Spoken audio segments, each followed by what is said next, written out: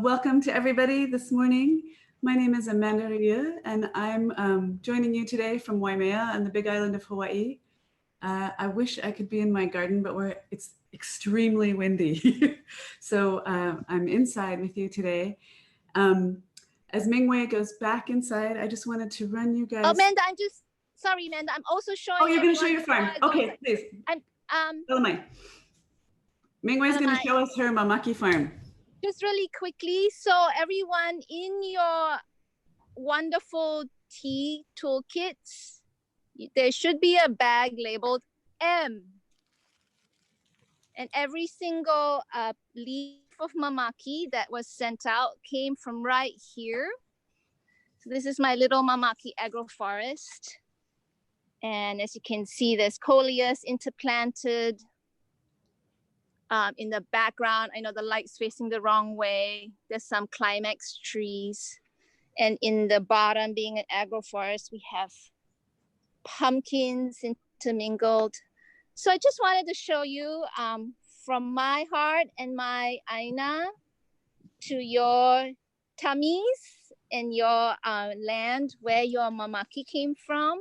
And we will be exploring more about teas over the next a couple hours. So mahalo, everyone. Thank you. Thank you, Amanda. Oh, you're welcome. Okay, so Mingwei is going to go back inside to join us for the rest of this. And while she does that, I just want to welcome all of you, especially as we are in the middle of a pandemic. Many of you are teachers. Everyone right now is finding ways to cope. And I really honor you for being here. We hope to make this time extremely valuable and hopefully also nourishing for you.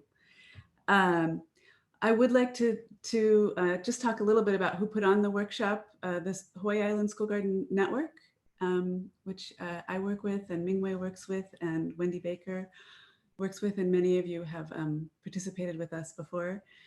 And the Center for Getting Things Started are both responsible for putting on this workshop, and that's Mingwei's nonprofit down in southern part of Hawaii Island. And the County of Hawaii really is responsible for funding this and believing in this as good work and valuable work for our community. So this is actually, really being sponsored by the powers that be. Maybe this is looking at them supporting us in real and tangible ways. So we're really grateful for that. This is an unusual format. And there's a couple of things I wanted to mention a little bit today about the work that we're doing. There is, we did protocol, we're gonna do some lessons from various teachers, healthy beverages, rethink your drink, using Tisan or teas to develop a sense of place, ideas around resilience. Then I'm gonna introduce you to the plants so that you'll kind of get an idea about what's in each of these packets from where it grows to what it looks like and the parts of the plants that we use and how to propagate it. And then we're going to have a quick break, and then we're going to hear a little bit about economics in a resiliency model from Shaka Teas. And then the lovely Wendy Baker is going to show everybody about brewing and decocting the teas and the tisans that we have. Briefly, I wanted to talk a little bit about the fact that truly what we're doing today are making tisan, because literally when you say tea, it involves Camellia sinensis, which is a traditional black tea or green tea, or like the fermented tea pu'er. And if some of you know more than this about me, I'd be happy to have you pipe in. But I do know that these herbal brews are really tisane, and you can make them with fresh or dried leaves. And so you all have dried leaves. And then I just wanted to talk a little bit about the difference between a decoction and a brew. And so a decoction is what we're going to do with the Olena. And if you have in your toolkit, you'll get a little jar of Olena from North Kohala. This is from Hip Ag. And so that's actually when you boil the matter in water to make it soluble so that you can actually absorb it. And then a brew is actually when you just pour hot water over your leaves. And that's something that you would do on most of the herbs that we've sent you, most of the other herbs, anything that has a volatile oil in it that would evaporate if you were to boil it and boil it, or also to maintain the nutrients. So especially for things like the roselle, if you cook it too much, you lose some of its high nutritive quality. So those are some of the vocabulary. And then briefly, I just wanted to talk about using herbal teas. My name is Amanda Ria, and I'm in Waimea. I'm part of Mala'ai, the Culinary Garden of Waimea Middle School. It's almost 16 years old now, and also part of the Hawaii Island School Garden Network. So just supporting gardeners and teachers and getting kids on the land all around our island and actually across the state. And from the very beginnings of my time working with kids on land, using herbal teas is a really wonderful way to actually get the food, to get the product of the land, the efforts of their labor into their body. It's super pleasant to do. All around the world, people use teas as a ritual for coming together, you know, from India to England to the Middle East. Tea is sort of a central focus. And if you can use herbal teas with your students, they'll have a relationship with the plant, and they literally get that plant, that essence, that energy from that plant into their body. They embody it, and then that plant starts working as your ally from inside. It's a beautiful way to actually increase the way that we're educating our senses. One of the things we think about with our students right now is maybe they need more experience of thinking about using their senses. That sensual experience is in like practicing their kilo and using their taste buds and their smell and using their hands to feel the plants as they go. Mingwei is going to show us how to start the decoction of the Olena tea for making golden milk. Yeah, so I thought we'll start with that now if you wanted to, because it takes about 15 to 20 minutes. So that means we will be ready. I'll remind everybody to turn it off around just before Amanda does her living plants portion of it. So just to warn you about Olena, it will stain your pot. So we just know that this pot is our golden milk pot, and we have let go that it will have an orange brown hue. And so to make golden milk is very, very simple. And the reason we really want to promote the use of turmeric or Olena, especially for those of us like me getting a little along with the years, it's really, really good for cutting down inflammation, any pains in the joints. And again, turmeric is very, very healing and medicinal. Something to note about turmeric is that it needs a companion to activate it, which is black pepper, and also some kind of fat. So I usually use, you can have like a nut milk. So this is like a milkademia. I just like my good old half and half. So remember your Olena, if you think about traditional use of Olena and turmeric, especially in Indian cooking, you would have it in ghee, right? And there'll be all the other spices with it. Okay, so very, very, very simple. We have sent you enough Olena, enough dried turmeric for 5 pots or even more, about this size. So it's about, or even more, okay? So I would just take, I'm trying to show you, like a little teaspoon. You can put that in your pot. And I'm gonna put approximately 1.5 cups of water with this. I'm gonna stop. at about half. And then the lowest heat possible. And we're gonna set our timers because we're gonna stop this just before Amanda comes on. But if you have Olena, so this is the amazing equivalent, about 6 inches got dried down to that teaspoon. I mean, this is a lot of energy went into this. So what I do with my Olena, this is Olena I grew. Just want to teach you a trick. Some of you already know this, but when I learned this, it was like amazing. If you want to peel it, use a spoon, and the spoon just quickly just gets rid of a little bit of the, you know, the skin. Because I grew this turmeric, I know that it's fine. I don't have to peel it all, but you know, sometimes it's got little spots that you might want to get rid of too. So just use a spoon. And so then I have cut it up. And then I'm gonna put this in my pot. Again, I'm gonna be more generous because this is quite a lot of turmeric. I'm gonna probably put this whole quart, which is about 4 cups. Turn it on.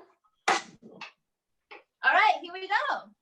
So hopefully you guys got that going, and that will keep decocting as we go through our session. Next up actually is Dodie Pritchett. I had a wonderful opportunity to create a course called Mamaki Ola Curriculum Development and Implementation. I had this vision to create a whole curriculum around Mamaki as it's an endemic. And one of the outcomes of this curriculum is healthy choices, especially healthy beverage choices, rethink your drink. And it's my greatest pleasure to introduce one of our kumu from our course, Dodie Pritchett, who's a new transplant from Maui to Hawaii. And she has moved to Hawaii Island with her family, and now we're really, really fortunate to have her here. So over to you, Dodie. Thank you. Again, I'm Dodie. I'm actually a teacher at Pauilo Elementary and Intermediate School on the Hamakua Coast. And I wanted to start by just saying why tea, or why decoctions, or you know, why are we kind of focusing and talking about these types of things today, and why are you guys here? In short, our daily food and drink choices can make a big impact on our overall health. You guys all know that. But these are the types of statistics that can really get us thinking like how important that phrase is. 46.4% of teens drink sugary drinks 1 or more times a day. These statistics come from the Department of Health.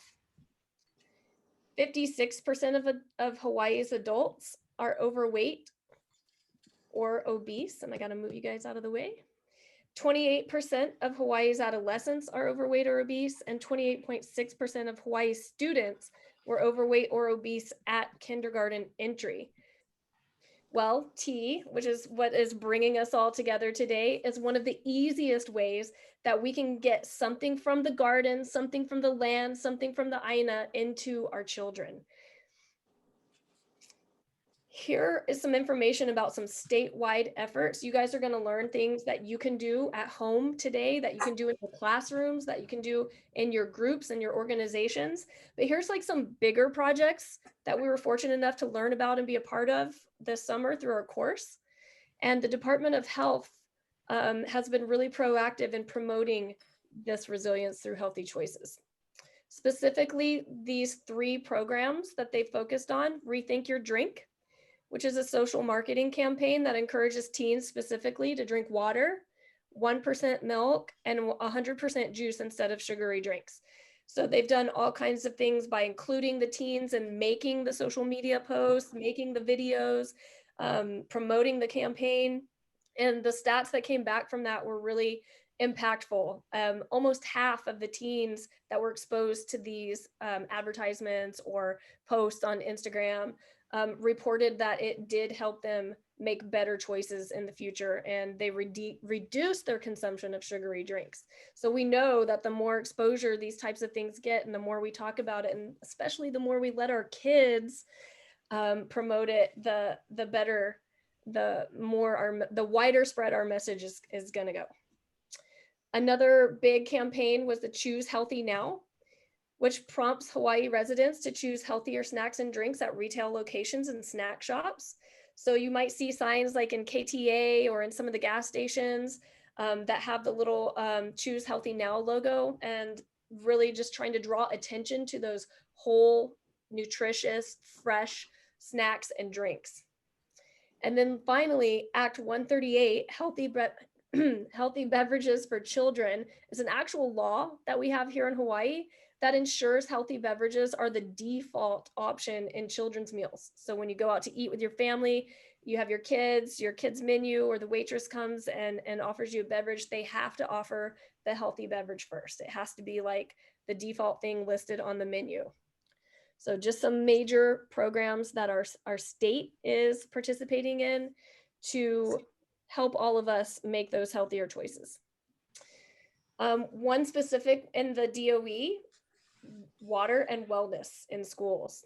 So I'm going to tell you a little bit of a personal story. Just this last week in one of our after school programs, a student became dehydrated to the point that it was critical, and they had to seek medical attention. And we really just need to be mindful of that during these, kind of interesting times where we have masks on and we're spending time indoors, to stop and make sure we're hydrating. And you teachers out there, here's an initiative that's happening actually in the DOE to help us stay focused on that.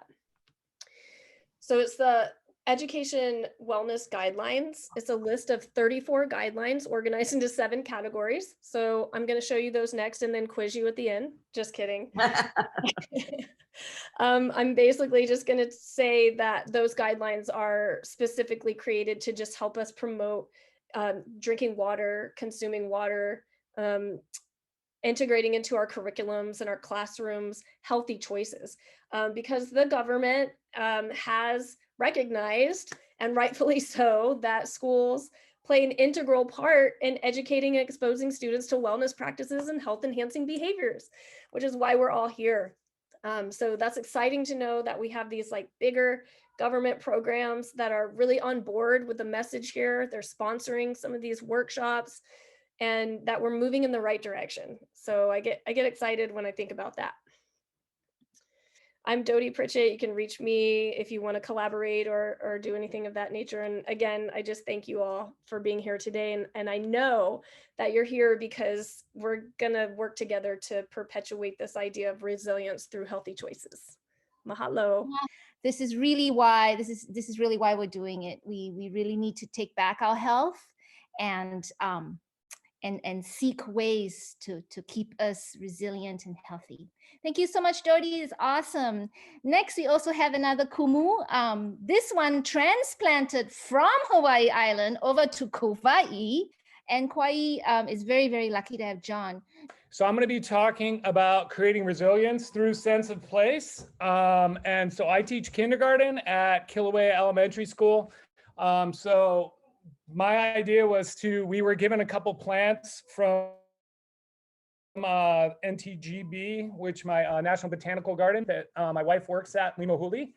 And my idea was to find a place on campus to try to make a place for my kinders to kind of call their place, which hopefully they'll be able to go back to their entire years at Kilauea Elementary School. So as you can see, this is our first mamaki tree that we planted, and all of a sudden they were like, whoa, there's tons of worms down there. And that led to a whole big discussion. I want to say mahalo to Joyce, because she actually created this saying, when you take care of a place, it takes care of you. My students, every day, they're like, are we going to go out in Kilo with the mamaki and see what's going on today? So they've totally connected to it. Our motto is shine your light. So what I did is I found this really random location right in the front of our school. And it's got a path on it. And so we decided we were going to pick a couple spots to add 3 mamakis at this point. I didn't want to upset the custodial staff or the landscapers. So I was like, start small, right? And so this area kind of right here is our place. And then within that, there's all these little kind of wild areas that the kids kind of go out to every day. So we started off with the relationship between the Pule Lehua and the mamaki. And so I made these little cards where first they have to look at the life cycle of the Pule Lehua, And then they have to try to, over like the next couple days, figure out how a life cycle works. So if you notice, this student went from not knowing the life cycle to all of a sudden being able to put it in the correct order, which is really cool because Pule lehuas are flying around everywhere, as well as the monarch butterflies, and they're way more aware. I try to connect it within our curriculum. So they're using high frequency words to do their little research books, and then we draw them out. So as you can see, they did the life cycle of Pule lehua. We did a similar process with the mamaki, where we actually went in, we did the same thing, where we did cards to where they first put out what they thought the life cycle of the mamaki was, and then we did some lessons, and then they kind of learned. And then we also did another book where you get to see where they did the seeds, the seedling, the young plant, and then you get to go see the plant.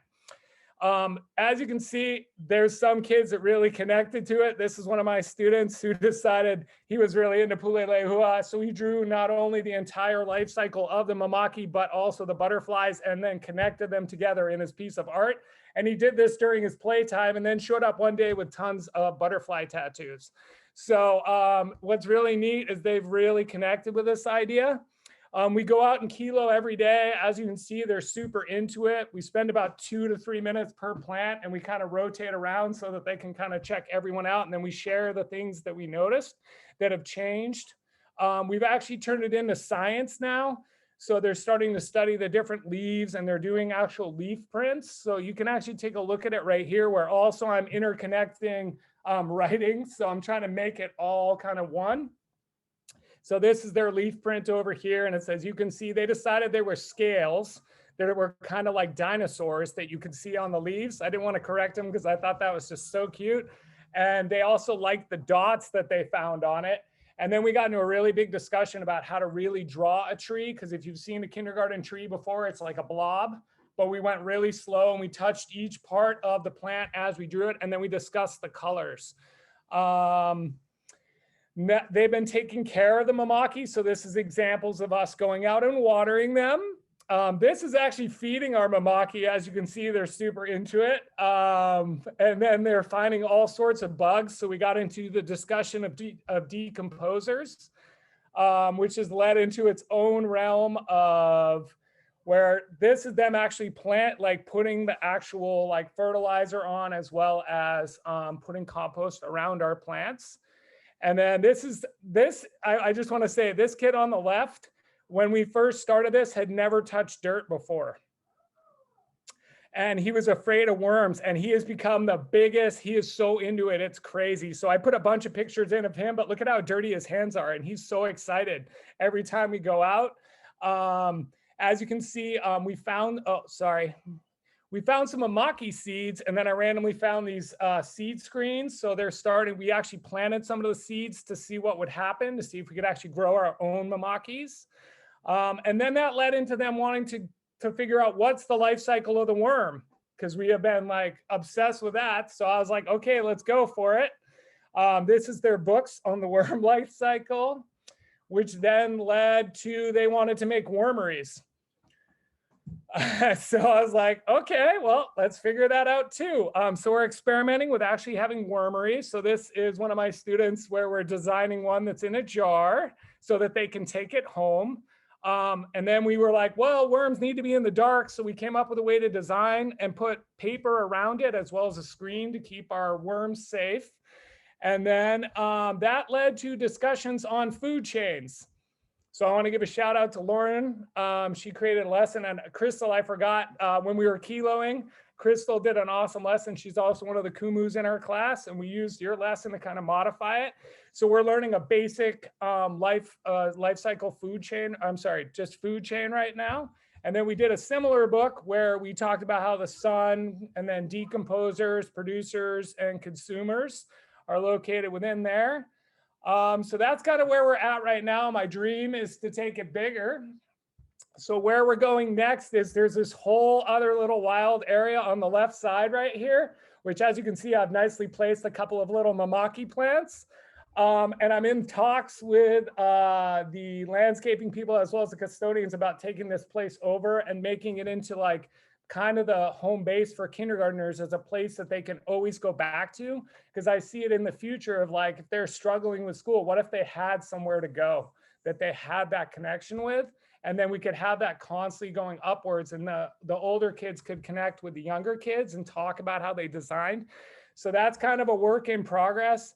Where we're going next is my wife and I have all these Mamaki babies. These will be going home with the students to try to create resilience and sense of place at home. And my idea is that they would be able to take their wormeries and plant their worm under the plant. So you've created that natural relationship between the worm and the Mamaki baby.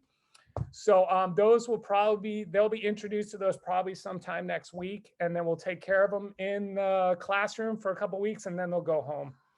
And so that's where I'm at. My goal is to have enough Mamakis on campus that we can start making tea, but obviously you got to get the ball rolling small and make sure that you prove that you can take care of your place. And so I'm trying to teach them that if we take care of our place, they'll let us expand our place. And yeah, as you can see with his face over here, the wormery was definitely a hit, as well as most of the other ones. They've had a lot of fun. Thank you, John. What a great teacher you are. So again, a model. You know, many of us are still stay at home, and many of us have suddenly become teachers instead of just the role of parents. So all these ideas, again, thank you so much for sharing with us. And again, the importance of our pulelehua and the resilience for our creatures. So by planting a tea garden that Miss Amanda will go into a little deeper, we are also creating habitats. And so the loss of habitat is why we are losing our endemic teas. And Jazzy, our next speaker, Jasmine DaCosta, Jasmine will also talk about another reason we are losing our endemic creatures is not only because of loss of habitat, but we are also the #1 place on the planet for invasive species. Apparently, we get a new invasive species almost every week entering our islands. You know, I like how Mingwei helped introduce this. Mamaki is a native and endemic plant to Hawaii. And I saw in the chat box that it was being listed as an endangered species. So one of the things that the students in my class did, and I work with 6th grade students, is we started to look at some lessons from Joyce and from Lauren. So mahalo to you, and also thank you so much, Mingwei, and my other classmates. We started to look at some of the lessons, and we uncovered what invasive species are. Let me come back to my, oh, here we go.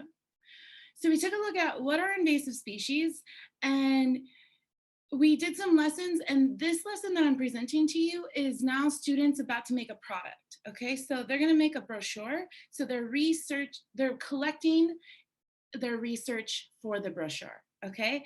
So they were pretty successful working together in like a jigsaw to uncover what they already knew. And they put these slides together, and you see them talking about what an invasive species is, how they travel, and why they're a threat to ecosystems. The students say an invasive species is most often a non-native species that spreads.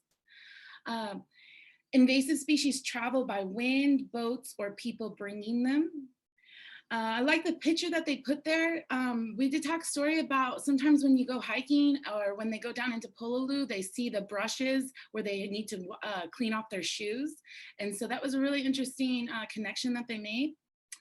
And then they said that invasive species are a threat to ecosystems because they affect the environment by affecting the plants and animals. Okay, so we started to visualize, and we put together some examples of invasive species here in Hawaii. And we have the Rami moth, the coqui frog, and also the mongoose.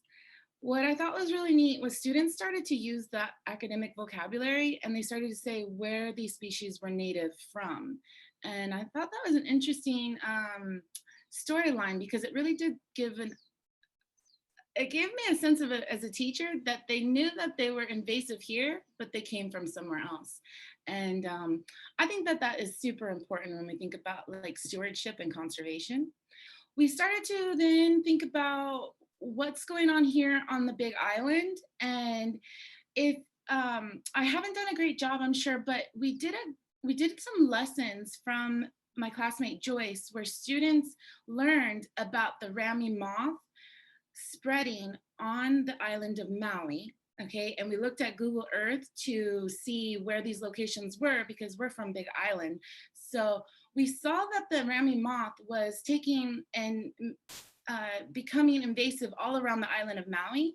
And what the work that we did with Lauren's lesson was we built food chains to look at how the mamaki plant was a shared resource, meaning the Rami moth eats it's in its life cycle as a caterpillar, it will eat the mamaki plant, okay? And then the Kamehameha butterfly in its life cycle as a caterpillar, it will also eat the Rami moth, but also Pulelehua, or the Kamehameha butterfly, it lays its eggs on the mamaki plant. I think I may have made a mistake in what I just said. Both caterpillars eat the mamaki plant, and most likely we're going to hear that the moth and the butterfly lay their eggs on there. So it's a shared resource, okay? So the students gained an understanding that the mamaki plant was at risk because of this invasive species, all right? So we started to make some connections to what's going on here on Big Island. We have the coqui frog. We know that the coqui frog is invasive on the Big Island. Here in Kohala, it has been at bay, but it's as we are experiencing COVID and the impacts of it, we're starting to see the coqui frog make its way up here. But the students wanted to, what I needed to do with the students at this point was start to ask them, in the story that we're looking at with the Rami moth spreading on Maui, would it be possible that the Rami moth can make its way to Kohala, okay? And we had talked story about wind being one of the ways that invasive species travels, and the students were aware that it was a moth and that it had flight. And so what we started to do is we started to do some Kilo. And this was a really cool website. And it allows us to look at the wind pattern, and it's it's like a real-time website. And we also did Kilo outside, our students. So we combined. So students, we went outside and we started to make some observations. We came back inside, we looked at the website, and what they discovered was that we have our trade winds, okay? So we were able to use our compass, the northeast, southwest, or never eat soggy waffles. We were able to use the compass, and we were able to figure out the way the wind was blowing, okay? And then we put down, this is a pretty small picture, I realize now, but we put down some chalk, and we drew out an outline of the Big Island, and we drew out an outline of Maui, okay? And we said, if the Rami moth were to try to fly from Maui over to the Big Island, it would be traveling this direction. And then we have over here our winds, okay? And what's missing here? Probably some labels or use of different colored chalk. We had a whole box of white though. But we saw that the winds are coming from the east, and this moth is gonna try to travel from the west. And we made some agreements that based on our Kilo, we don't think that the Rami moth would make it by air. Okay, we don't think that the Rami moth would make it by air because we think that the winds would push it towards the west, okay? So this was so big. I did not realize when working with the students in this lesson that we would be doing something along the lines of like claim evidence reasoning, but they kept conversation going. And as we put together their thought process and I put it together in this paragraph with them, I was like, whoa, guys, we're really up to something big here. So really, really impressed with the students, because at the end, we did come to some conclusions, and we're excited to get to our next step in our brochure. We don't feel that we have any concerns from our trade winds for the Rami moth making its way here. So students are still aware that an invasive species can travel by air, by boats, by people. So it's not ruled out completely, but we have a feeling that our trade winds are going to help us stay resilient. So thanks a lot for letting me share. Next, we want everybody to pull out your Kilo journal from your toolkit. over the ocean again. We're zigzagging all over our state, aren't we? Over the ocean to Crystal K. Kauoha. Crystal is a teacher at Ben Parker Elementary School. And again, thank you so much, Crystal, for being part of our Mamaki Ola development class and for coming up with not only this Kilo journal, but I see many of your classmates have been taking your life cycle lesson and applying it in their own schools. So over to you, mahalo. Oh, thank you. Okay, so aloha everyone. My name is Crystal Keikaoha. I come from the island of Oahu and I teach 4th grade at Ben Parker Elementary. Sorry, I don't have a PowerPoint, but I do have visuals. But I'm gonna cover the what, the why, and the how of Kilo. So what is Kilo? So Kilo is an act of observing, watching, and examining things that are occurring in your space or your environment. This is a time where you don't talk, you just listen with your ears and your eyes and just look at the changes and everything that's being played within your environment that you're in. The why we Kilo. So this is gonna hopefully link John and Jazzy's lessons where we Kilo to gain an understanding, a deeper connection to our environment in which we are present in. We will acknowledge the space as if it is living. It may not be living like us humans, but it has different features of how it shows that it is alive. Through Kilo, one is able to gain a sense of belonging, a sense of purpose, through the time spent just observing the changes that are happening within the space, watching the natural elements such as the sun, the wind, the rain that's occurring and how things change over time, along with building a sense of place, a sense of belonging. One will also develop like a sense of responsibility for that space. They'll feel connected. Kilo will also birth a connection between people and place. The longer you spend time appreciating and observing and just looking what is happening, gives you a greater understanding of the place that you're in. So how this Kilo journal was created was to just give visuals for my students to be held accountable of their daily work. So this is our generic one. This is the one my students use, and this is the one that Mingwei had created to look a little bit nicer. But I'm gonna show my students one. So what we did was, we did the first day as a leaf art, and through this, it'll give them a better understanding of like what the leaf really looks like. So when you're looking at a leaf, you can't really see the great details as if you were to shade it in to see all the veins and the colors and stuff like that. So I had the students do day 1, which was leaf art. And then each day we would do Kilo for 7 to 10 minutes. So they would observe their leaves for 7 minutes. And as they are observing, they would be writing down according to whatever day we are on,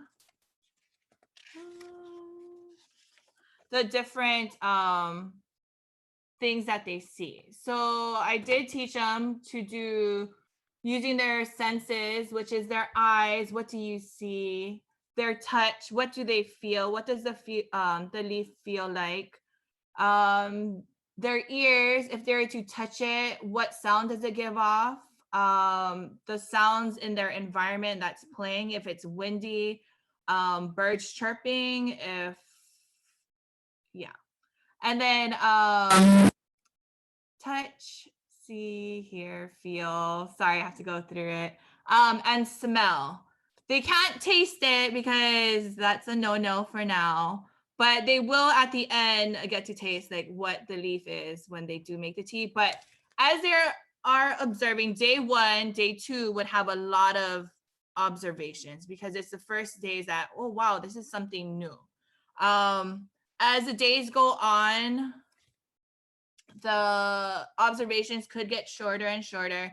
But so 7 minutes of observing through Kilo. And in the 3 minutes, I would have my students share out with me what they have collected and 1 to 2 things that stood out the most to them. And as they were sharing, I actually collected their data. So this is all of their data. This is not my data. This is a class collection of it. After day 10, we had them create a poem. So before we could do that, I had them go through their daily observations and highlight the adjectives and the nouns within their observations. And then I taught them how to do a lyric poem, and that's gave them the foundation and the base of what and how the poem should be created. So through their observations, the class observations, I took that and we created a class one together. So I would start the first line and then they would get into it and they would enjoy it, and they just will start rhyming everything, even if it didn't make sense at that time. And then they'll go back and like, oh, I wrote about that. Oh my gosh, that's part of me in this poem. So they were all getting excited. Like once we're using at least one thought that they shared out, they really felt like it was part of them. So that was a joy to watch them. And then we made them connect it with the Pulelehua, because that is the mamaki plant is a home to the Pulelehua butterfly. And they had to have at least one informational statement relating the Pulelehua and the mamaki together. And so I'm going to read out the poem that my students and I created. It is titled, I Am Mamaki. I am Mamaki. I am healthy when I am green and have a team just like me. I am shaped like a raindrop, but I am not when I rot. I am Mamaki. My veins keep popping. I feel like I'm ballin'. I'm turning dry and rough, but I ain't feeling so tough. I am Mamaki. I'm crispy and crunchy, brewing into tea. When I'm dried and curled, I'm looking like a black chrysalis. I am Mamaki. So the black chrysalis is when the leaves are in like their final form of, I guess, getting ready to turn into tea. But that is what the mamakis, the Pulelehua uses as a form of camouflaging. When they're in the chrysalis form, they are black. And the mamaki is perfect because they are able to camouflage from predators of the birds and other bigger insects that would want to eat it. So they made a great connection to incorporate the Pulelehua and the mamaki plant. And so I hope you guys are able to use this in your future teachings or families that just want to be creative. You don't have to make a poem. You can make a song to it if you want to. My students did take it a step further and they did create an informational narrative, which their stories came out wonderful. But this is a start for you to collecting and just appreciating like the value of mamaki, and having another resource to go back when you're learning to Kilo. And it, yeah, I don't know. Mahalo, Crystal. Thank everyone. you so much. Thank you so much for that, and to wonderful explanation of Kilo right at the beginning. We've been using that word a lot this morning, and I'm so glad you centered us and explained what it is, because it truly is as part of our being and our culture, especially in cultivating resilience, the whole practice of Kilo. Everyone, if you can, turn off your stove. Turn off your stove. So our last teacher presentation, who is going to segue us in the whole idea of caring, and then after Joyce, we'll do some gardening. But our last teacher presentation is Joyce Schaunemann. Now we're going to zoom back to Maui. We really are on every island. We have every island, almost every island represented. And Joyce Schaunemann will focus us on the ecosystem, the role and water, and how resilience is part of caring for the land and caring for yourself and caring for others. So thank you so much. Joyce, over to you. Aloha, everyone. So I'm Joyce Shoneman. I'm a teacher at EL Intermediate in Wailuku, Maui. This is one of the growing mamaki at our school that we got to plant. The mamaki really does connect us to our place, to each other, and to caring for ourselves. So I'll walk you through the lesson that I created for my students. And we have two essential questions. What is a problem Mamaki and the Pule Lehua on Maui are having? And what are ways we can help the Mamaki and Pule Lehua? So these are our objectives: to understand the problems of the endemic Mamaki and Pule Lehua, to design solutions using the design thinking problem solving process, determine values important to the problem solving process, and develop resiliency and a strengthened sense of total well-being. Ua ola loko ike aloha.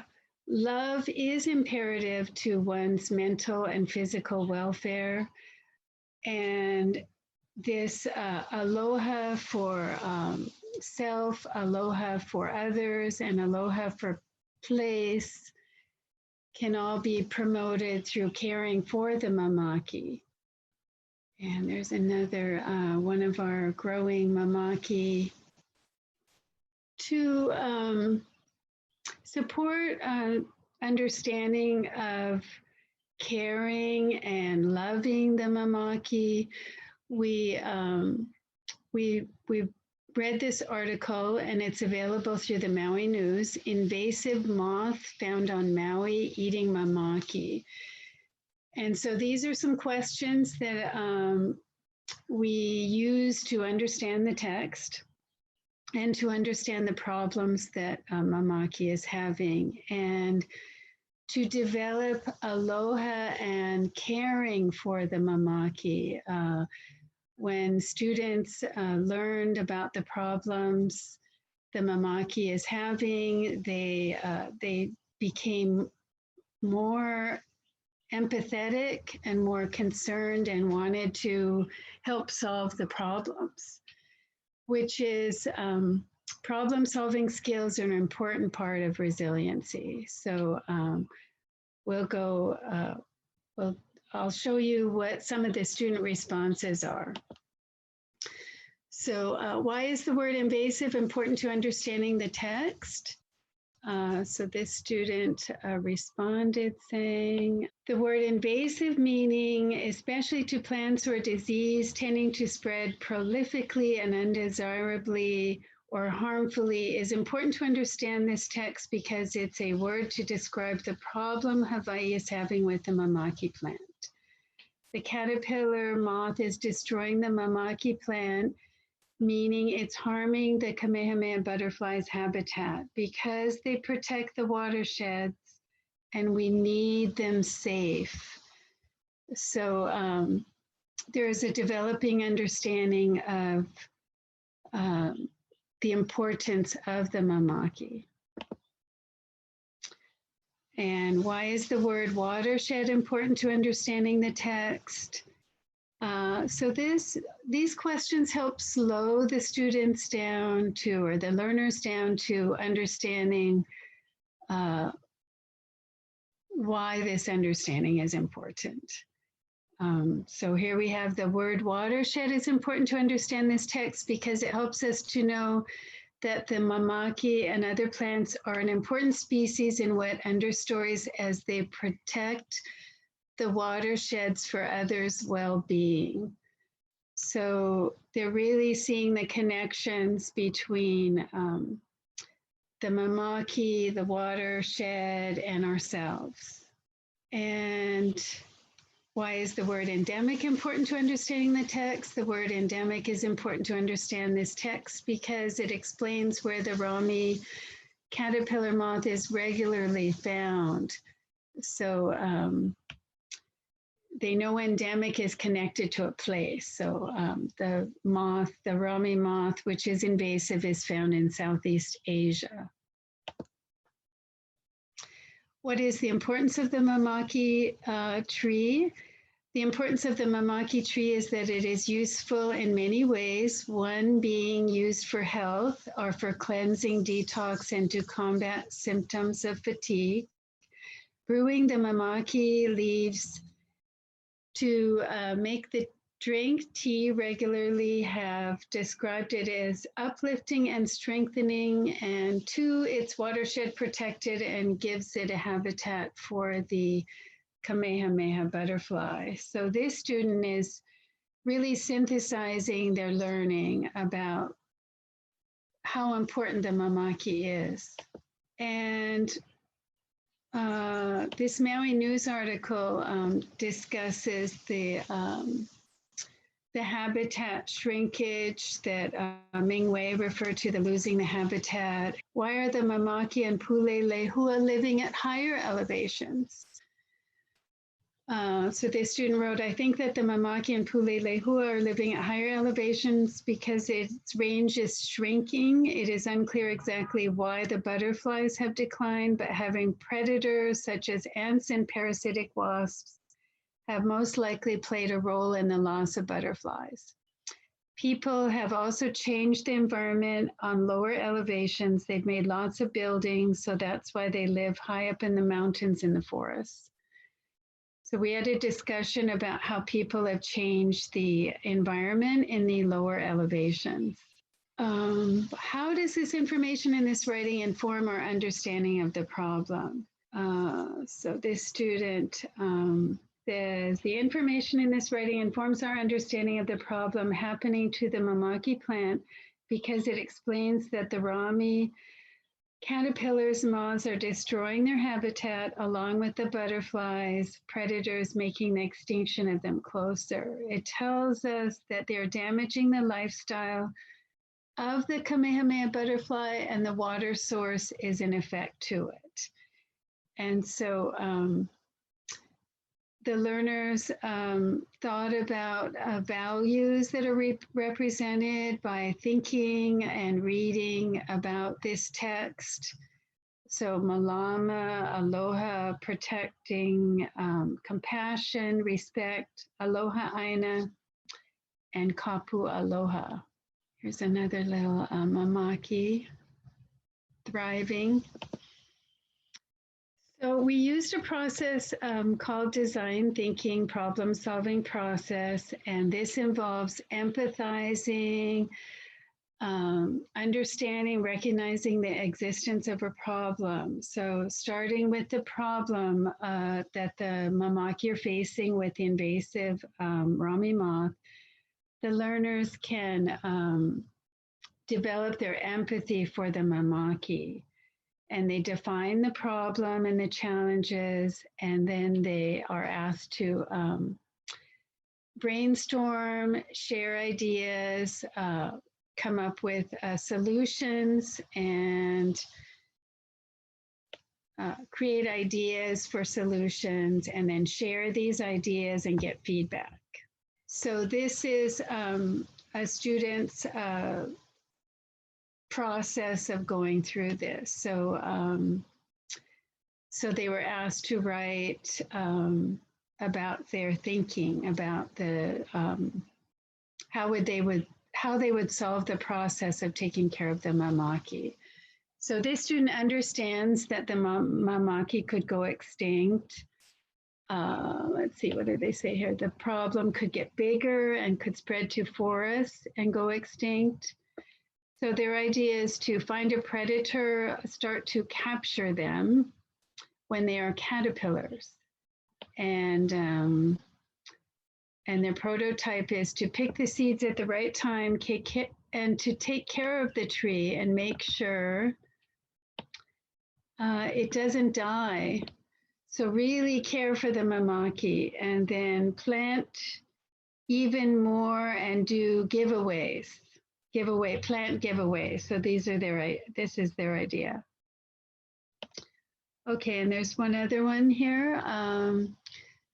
So to empathize, this learner says they're concerned about the butterfly going extinct, and they're defining the problem here that the invasive moth is eating the mamaki, and it's a crucial part of the watershed and the ecosystem.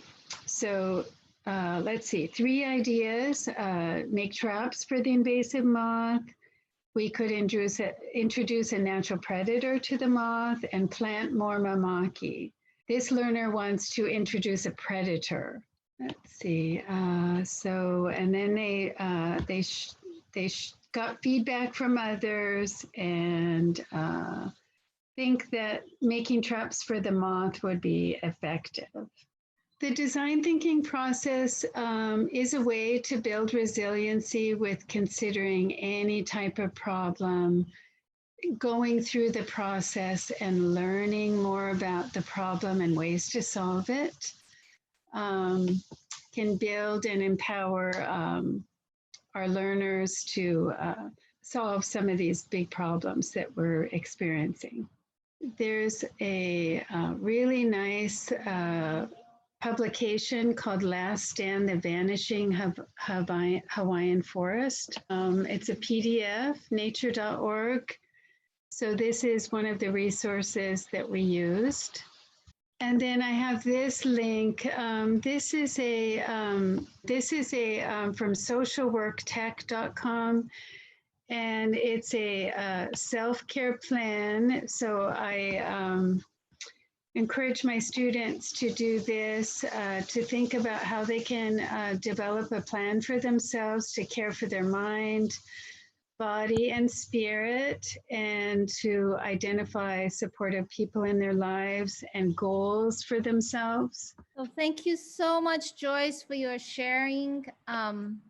And the connection then back to social emotional learning and self-care, and how we could use design thinking to create a resilience plan, like you were saying, for ourselves and for our self-care.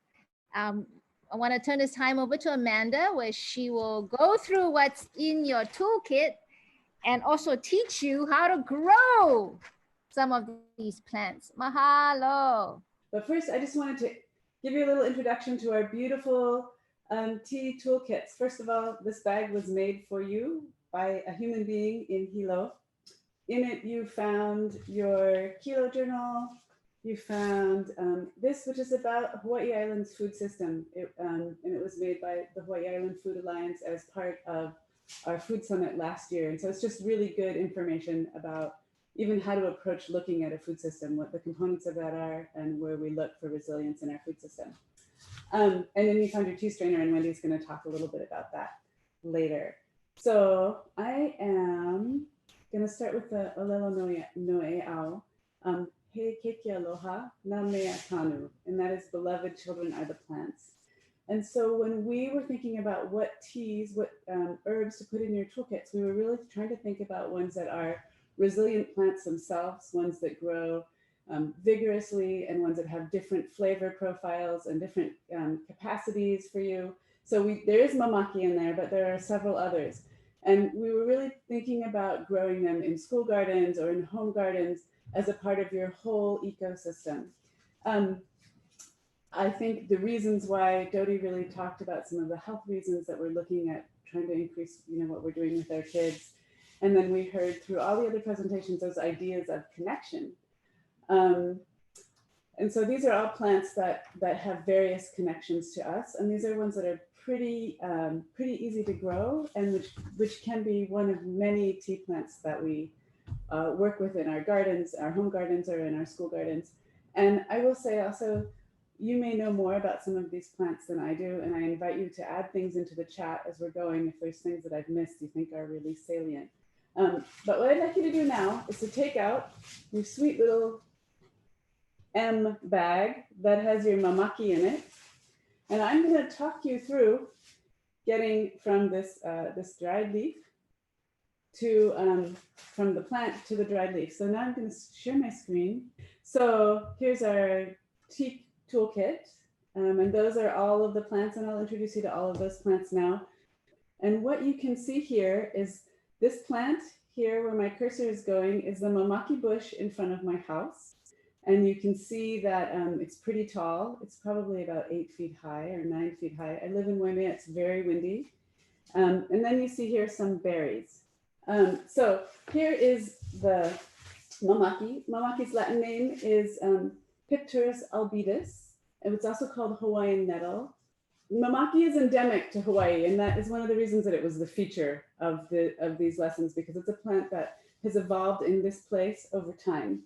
It grows anywhere from 200 feet all the way up to probably 5,000 feet. As I said, it does not like to be in the wind, but it does grow in the lots of different environments. It likes full sun to partial shade, and mamaki is one of the plants that actually can have wet toes, or that means it's okay in a garden where it's moist all the time. It actually likes to have that kind of water, but it does like to have sun, and it can live up to about 35 years. It's a woody shrub, so it's not really a tree. It's more of a shrub, and I just picked some off of my mamaki out front, and what you can see is you see that these leaves are fairly large leaves. And one of the beautiful things that you see, and I know you probably saw this in the slideshows too, is this mamaki has a beautiful red vein in it that has these toothed edges on the leaves and the points. It is beautiful for making a rubbing from. It is in the nettle family. And here, I'm going to hold up another one. I wanted to show you another piece of mamaki. So this is mamaki, also from my tree. And you may notice that the leaves on this branch are much smaller.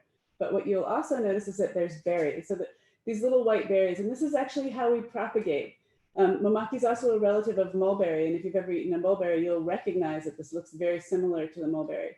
So this is how we propagate the mamaki, is that we take these berries and we make a slurry out of them and get the little tiny seeds out of them to grow more. In my environment, we harvest mamaki about twice a year, and I'll take a big branch. Mingwei is an expert now because she's really a mamaki farmer, and rinse it on the plant usually, and then I hang it upside down to dry it. And one of the things you may have noticed, the difference between these two branches is that the leaves are much smaller where it's fruiting. And so typically, if I want to harvest the leaves, when it starts to fruit, I would cut it back, because the leaves, once the plant starts to fruit, it sends its energy into these seeds. It's telling itself its biological imperative is to make babies. And so its energy then goes into the seeds, and the leaves begin to get smaller. And if we harvest the leaves for tea, we will want bigger leaves. The nutritional qualities of mamaki. Mamaki is an adaptogen. So it is an overall tonic for our health. It is full of antioxidants. It's good for cardiovascular health. When we're thinking about what's happening with our pandemic right now, anything that we can do to boost these things in our health, it's super important. It also supports healthy glucose metabolism. And mamaki has been used as part of laula'apa'au in Hawaiian traditional medicine, really very broadly. It also has a delicious taste. Typically, we just use the leaves for eating. You can also eat the berries. I have an 8-year-old, and he loves to eat the berries, and show people that. And you can use it either fresh, like this, which is typically what I do if I have it growing, or dried, like your bag of herbs. And let's see how we store it. You can dry it either by hanging it or putting it at a very low temperature in a dehydrator. If you want to store it, and it does store well if you can manage to keep the moisture out from the tea once you get it stored. Mamaki's berries can be eaten, as I said. The leaves are also can be used for pigment, and after you make a tea with it, or if you were to make a natural dye bath with it, it starts to oxidize. And I happened to drink some mamaki tea late last night. And so I just saved a little bit so you can see. Do you see how brown and red that is? It actually makes a beautiful color as a natural dye. It makes a sort of golden orange color as a natural dye. The bark also can be used for kapa. So mamaki is actually a close relative of our wauke plant or our kapa plant and the paper mulberry. Typically you would use wauke, but if you didn't have wauke, you could consider using mamaki. And an interesting story about mamaki is that Mingwei has a mamaki farm, but that mamaki farm was actually really planted during the last eruption on Hawaii Island, when she and her beloved had to leave their farm because the eruption, the gases were so strong where they are that they fled to Hilo, and they would go back and check on it. And when they finally moved back, they found that a whole field of mamaki had grown in their area. So it was kind of like a gift from Pele, that whole next phase for them on their farm in Puna. Is there anyone who has anything you'd like to share? I'm not following the chat, I'm sorry. Who would like to share about mamaki or Mingwei? If there's anyone who'd like to. Yes, you can steep the fresh leaves, or the leaves should be, the leaves are dried so that you can preserve it a little better.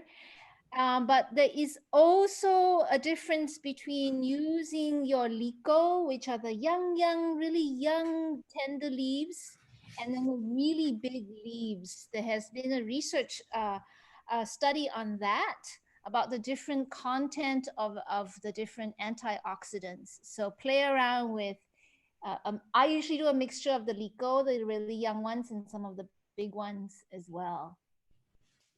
I am seeing in the chat box questions about growing in shade. You know, maybe at a lower elevation in Waimea, if I have had them in shade, they won't survive here, maybe because it's colder up in Waimea. Well, you can see the tree basil is here, and you can see these little flower heads on it, the seed pods on it. And this is actually the plant that most of your African tree basil came off. I was thinking I would be outside today, so I harvested off the other side of the plant, so you could sort of see what its nature is like, what it looks like. Okay, I'm getting lots of guidance here. Okay, so that's what the plant looks like as it grows. It is a native to Africa, Madagascar, and to Central Asia. Other names that it has are things like clove basil, East Indian basil, Russian basil, shrubby basil, and wild basil. I've even seen it called wild Hawaiian basil, although I haven't seen it growing very much in Hawaii.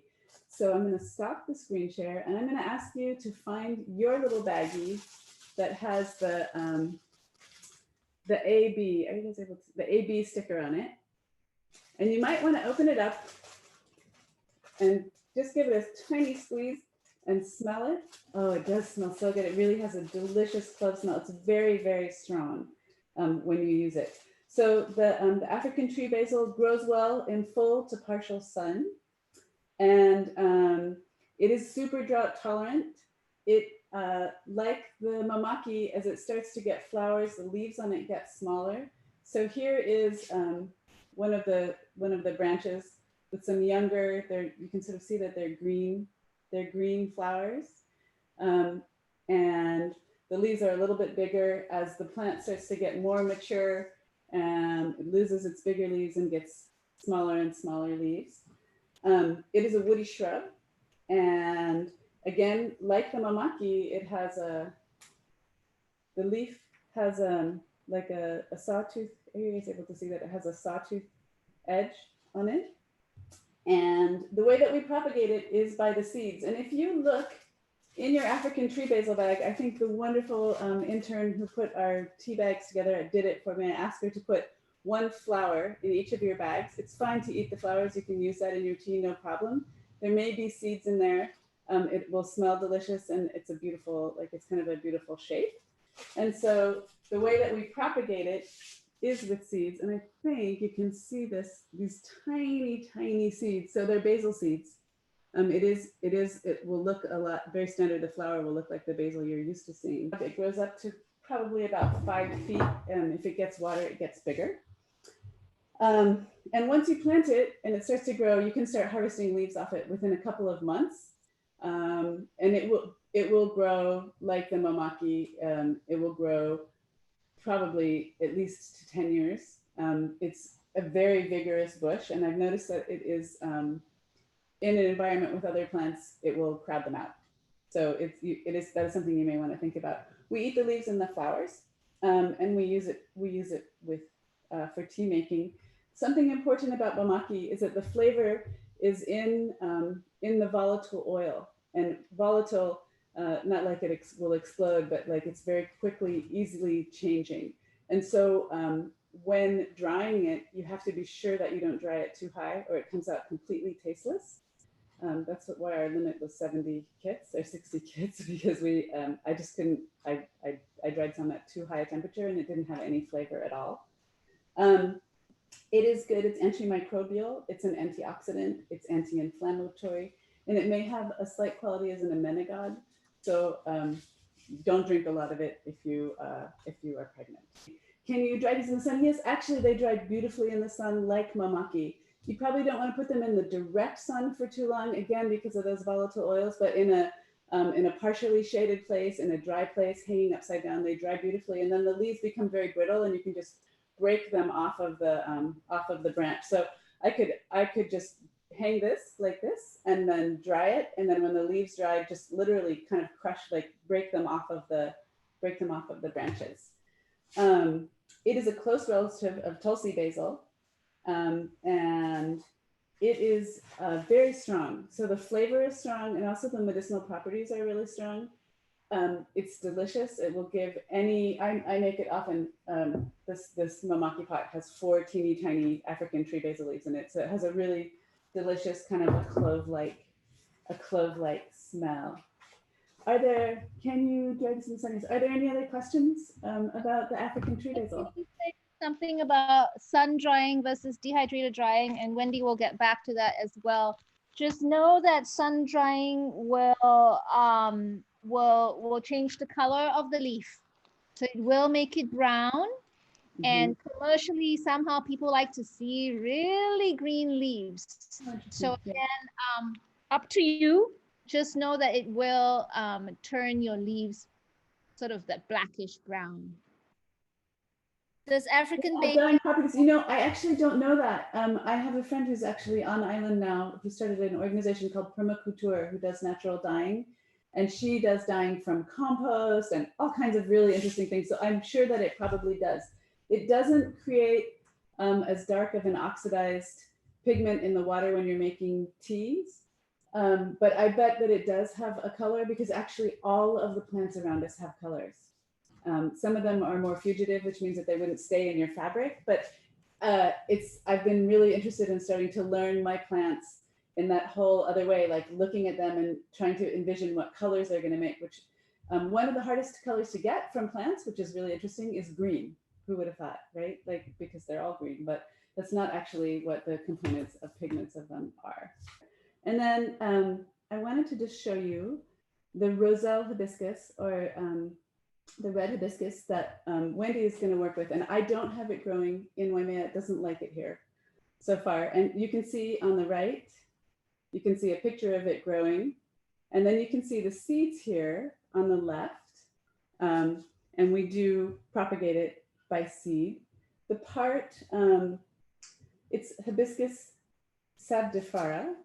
It's also called red roselle or sour tea, Jamaican sorrel, Florida cranberry, or you may have heard of the red zinger, right? Many of us maybe grew up drinking the red zinger tea. Its place of origin is Southeast Asia. And they said also Central and West Africa. And what's something that's really interesting that I've noticed is that some of these plants have a pretty ambiguous point of origin. And I noticed that repeatedly in doing research, is that some of these plants that have not been major plants for people seem like they came from various places. But when you find that plants have that, it tends to mean that they've been plants that have been important to different communities over time, so they've moved them around with them. It likes to grow in soil, and does grow great in Puna. It gets up to 7 feet tall. The plant is a hibiscus, so it has a hibiscus-shaped leaf, and it has a beautiful flower. You can see the flower here. And then the part that we eat is this calyces. So the calyces are the part that we're holding the flower on. So once they get mature, we eat those. And it's tangy and tasty. You can also eat the leaves. You can tear them up and put them in a salad, and it has that kind of sorrel quality. So it's a bright, sour flavor, but it's fleeting, so it doesn't like hang in your mouth, which is something that we find children really like, flavors that have a strong, clear flavor, but then don't linger. And maybe because their palates are so gentle, their palates are delicate. We can use it in a salad. We can use it cooked. We can use it in olive oils and vinegars. We can use it for teas. People make jams out of it. You can also freeze it or dry it. One fun thing, and the reason that I gave you the picture of the seeds is that you can start it by seed, is that you can also roast and grind the seeds and brew it, kind of like a coffee. That's something that I didn't know and that I thought was super interesting. What we have are the kale seeds. They are beautiful red. Here's a more intact one. You can see that. They'll have it's like almost like a pungent, a little bit sour smell. And they're dark, and they make a beautiful red tea. I mean, that's one of the things about them that is so stunning. Also, it's similar to the Jamaica that you may have had if you have agua fresca in that whole realm. Jane probably knows. Okay, so then I wanted to talk to you a little bit about Jamaican mint.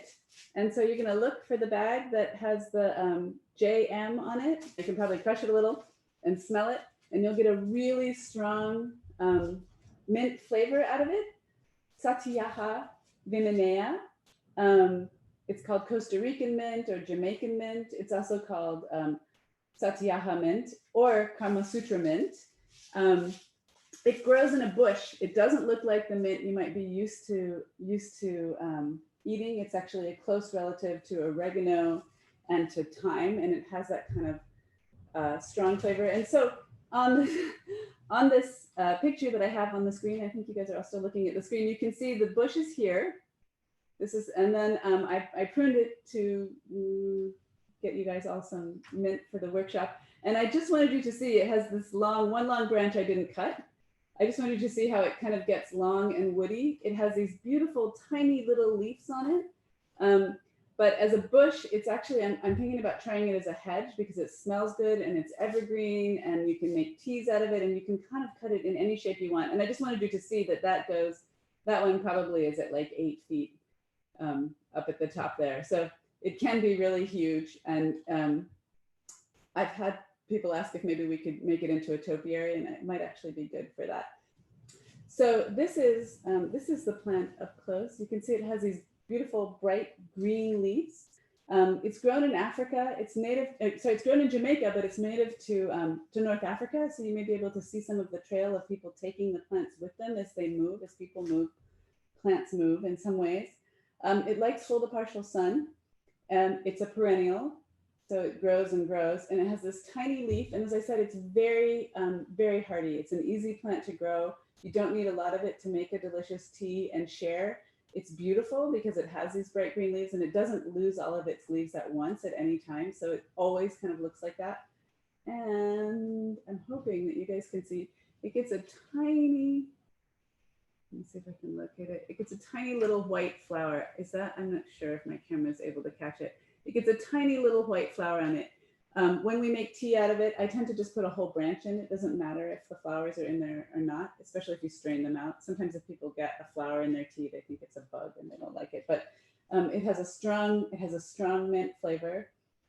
We grow it from cuttings. So we would take part of its woody stem. It's a woody bush, and then strip most of its leaves off and then make cuttings from it. It's a little bit tricky to make cuttings from, but there's so much plant material. If you get some, you could make 50 cuttings out of one branch, and then you'd be sure to get some that take. It is grown, I think it's interesting, it's known as Jamaican mint or Costa Rican mint. So we know it's grown in places that are similar to Hawaii. There's a sort of island capacity that it has. It's very strong. The flavor in it is super strong. Once you have it established, within 6 months, you could start to harvest tea leaves off of it easily. We use it for an infusion. I like to use it fresh, but again, you can use it dried. And when I dry it, I hose the plant first so that I can get a big branch of it. And then I might rinse that one more time, and then I would optimally hang it upside down to dry it. And then when it's dry, the leaves will just come off. And I would dry it in a dry, partially shaded place, again, because you don't want to put things in the direct sun because of the volatile oils will come out in the sun. But once it's dry, the leaves will literally just fall off, like they'll rain off of there. And its nutritional qualities, it's antiseptic, it's antifungal, it soothes nausea. It has a mild insecticide quality. That doesn't mean that it's going to hurt you if you drink a little bit of it, but people do sometimes use mints and various mints like that to deter insects. Also, the insecticidal quality apparently is destroyed by cooking it. So once you make a tea out of it, it also goes out. But it's just interesting to think about the fact that the plants that have medicines also tend to have poisons. It is also considered a mild emmenagogue. And it is relative to pennyroyal, which is another emmenagogue. Apparently, also you can grind up the dry spice and use it in meats. So you can use it to flavor meats. And some fun facts about it. They do call it the Kama Sutra mint because I think it is very strong, and they use it to make gels and body washes out of. And it's a super versatile, very generous, unfussy plant, and it's wonderful to grow. Kids love it because it has a very clear, clean, strong minty flavor. And again, you don't need a lot to make a good tea and get it into the your body or the bodies of your students or your children. It's one of the favorites that we have. I try to put it somewhere that you walk by it so that because you're often, I think we have relationships with plants whether we know it or not. And when you want to reach out and touch a plant or smell the smell, if we can put them in our immediate environment, we get to have that relationship with them. It also grows really well in a pot. So this is another one. There are many other plants we could suggest for you for tea gardens, but this is one that is really an easy, delicious, versatile one. One was any of these, like especially the African basil and the Jamaican mint, would you consider them invasive? That's a really good question. I don't consider the Jamaican mint invasive at all. I've never had it sprout except maybe a couple from the roots. The African tree basil, it's not listed as an invasive. So I grow it at my home in Waimea, and then the school garden Mo'ai is less than a mile from me. At my home, it's almost invasive. It drops seeds. I showed you the seeds that come out of these like very prolific seed heads. And it will sprout up. It'll come up in places between the weed mat, and I'm always controlling it. At the school garden, which as I said is less than a mile from here, we have trouble getting it to grow. I don't know why.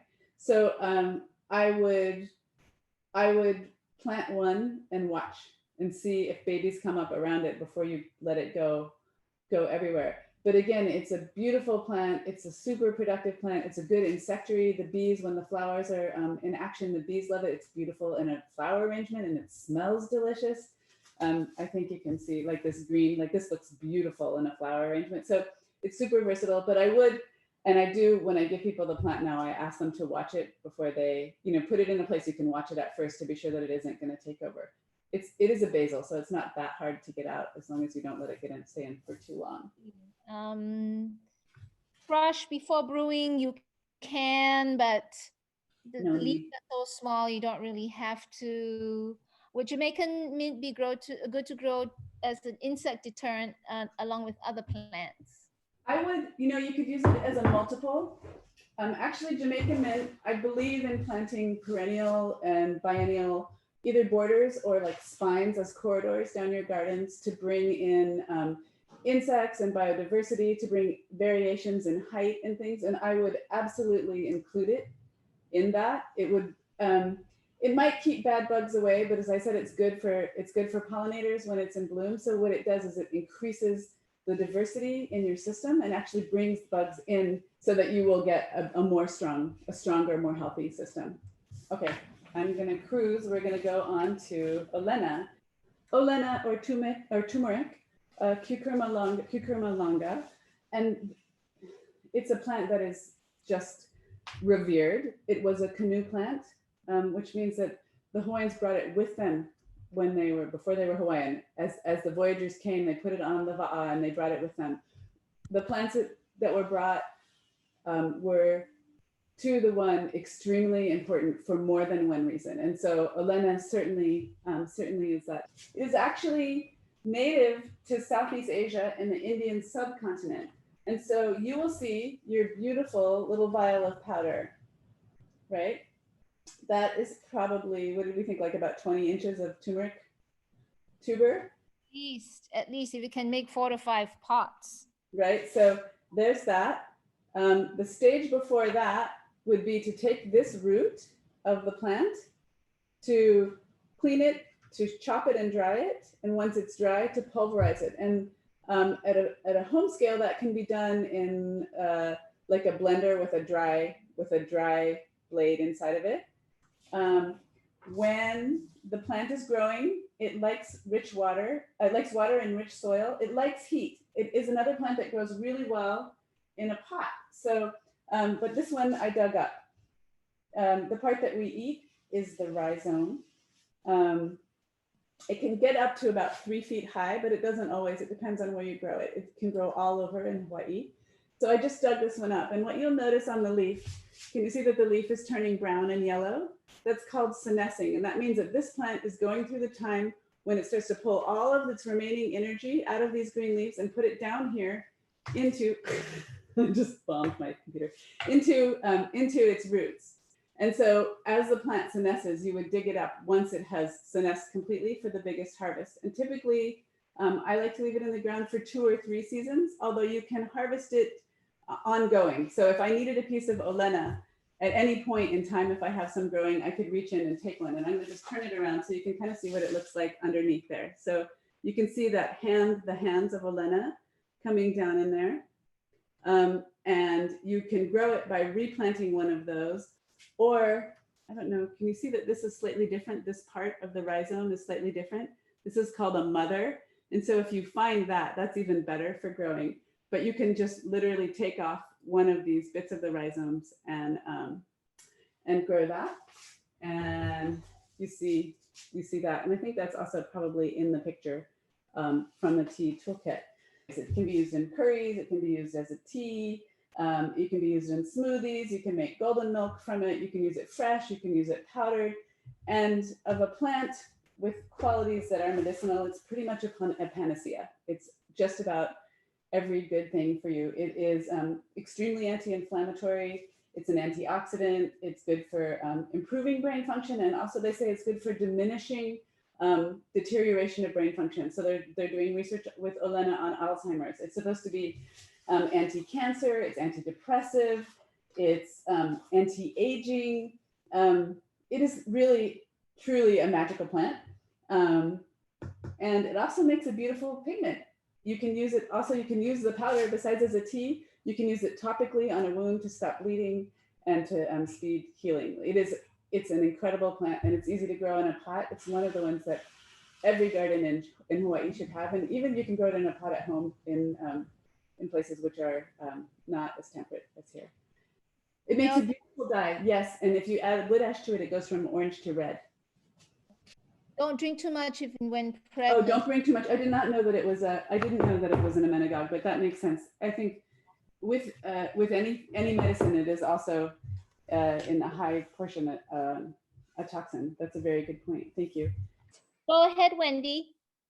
Okay, well, the first, while we're getting ready, you guys need to get your cups. So I have a friend who has just made some cups and I've used his today. They're really cool and fun.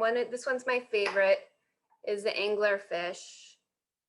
So get your cups and heat up some water. I'm gonna heat up some water real fast and then we'll start to do some brewing together.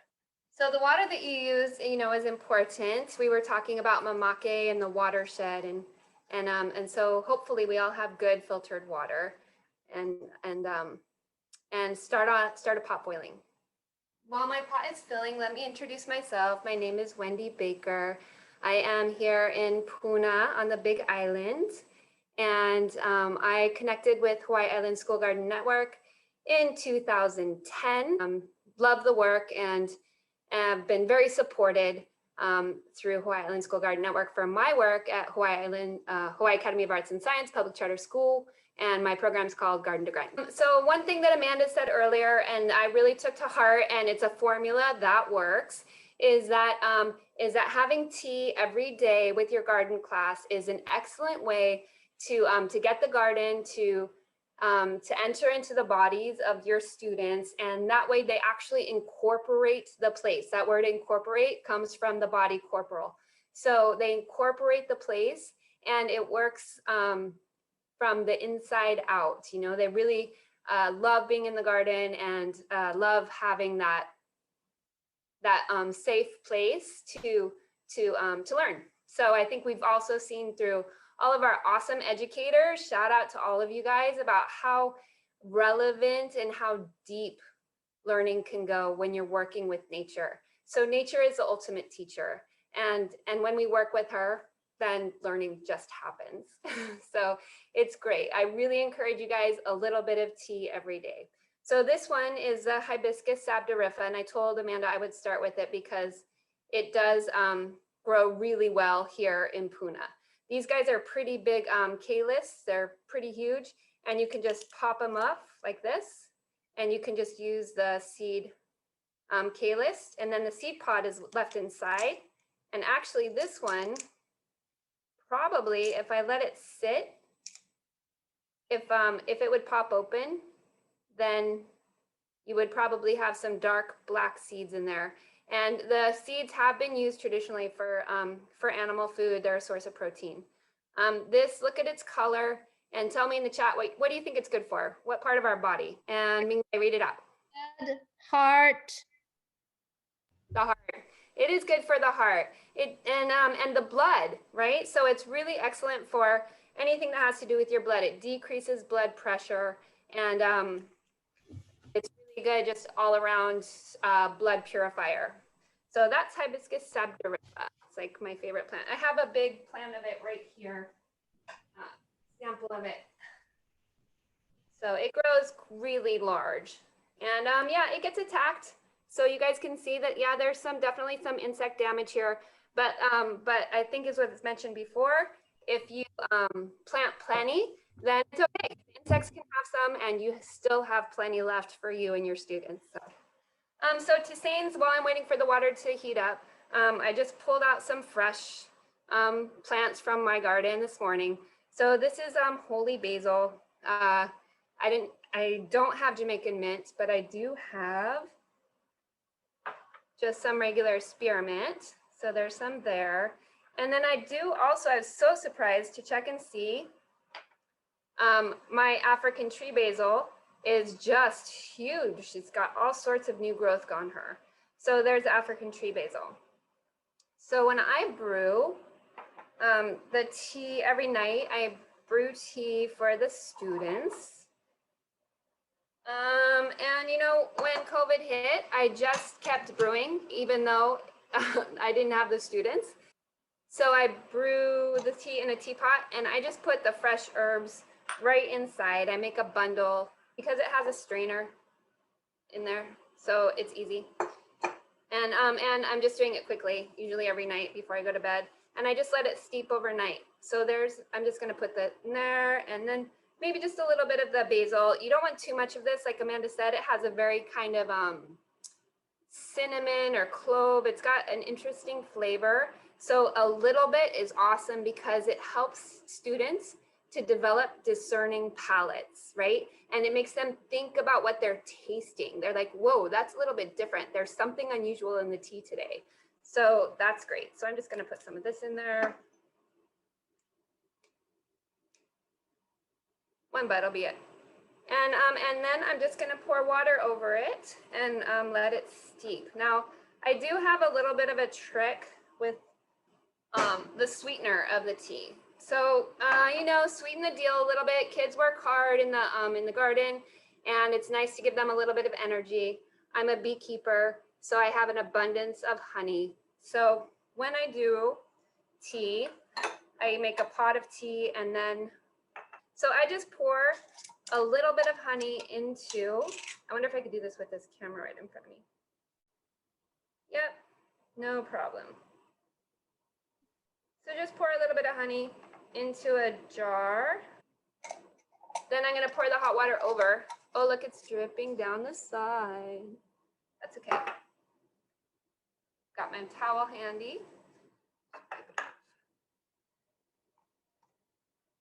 So water when it boils is 220 degrees Fahrenheit, right? And you can have it be a little bit less than that, especially if you're trying to preserve in the hibiscus, the vitamin C, it has high vitamin C content. And so we don't destroy those volatile oils. So it's good if you have it like 190 degrees. So just a little bit less than boiling. So I pour this water, I can't do that with the camera over me, right there. This is the honey. So it's just a little bit, and that's gonna help me to create a solution that'll incorporate well into the tea. And let's brew some tea.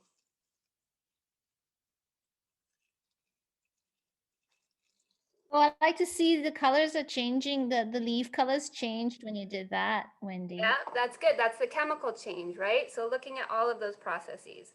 Now, my lid broke from this teapot, so you just use what you have. I have a little bowl, just keeps it closed and safe.